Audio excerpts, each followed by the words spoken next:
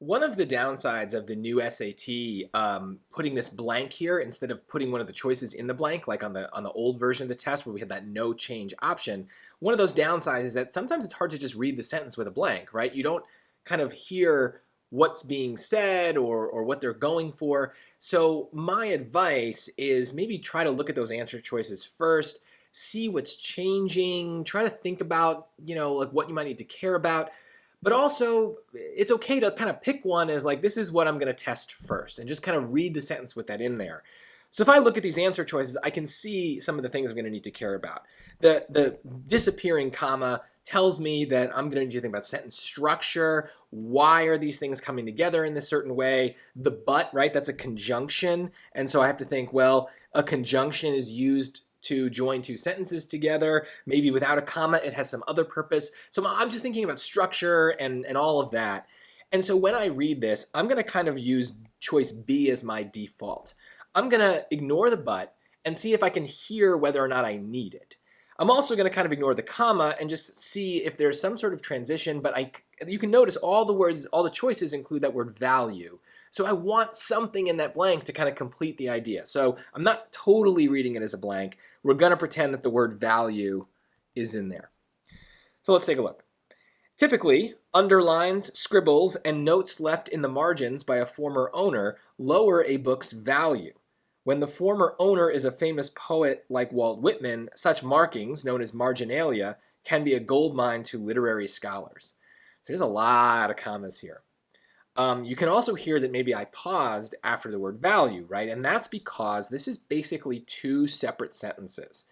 So the first sentence, there's a lot of commas in it because it starts with a list and it starts with an intro clause. The first sentence basically goes all the way to the word value. Then, if I were writing the sentence, I would put a period after value.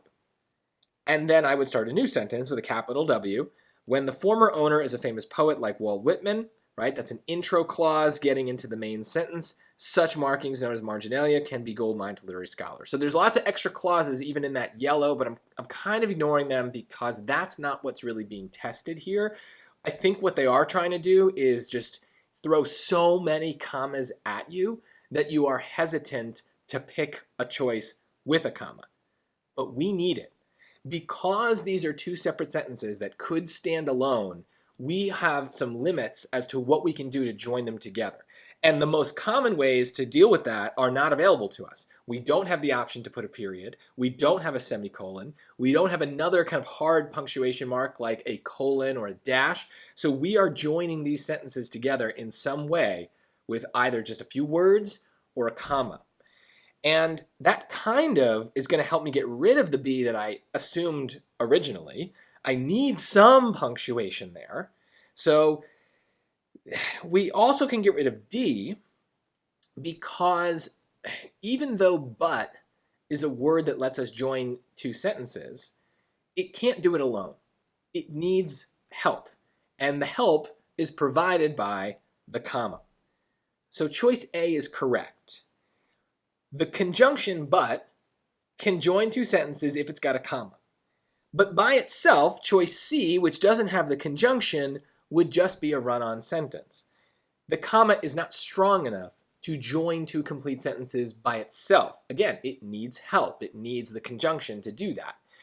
And then choice D, coming back to it, because it doesn't have that comma, I kind of also want to lump that in with this idea of a run-on sentence. Basically, remember, that's when you have two sentences that could stand alone that we are joining together in a bad way. And that's ultimately what they're testing.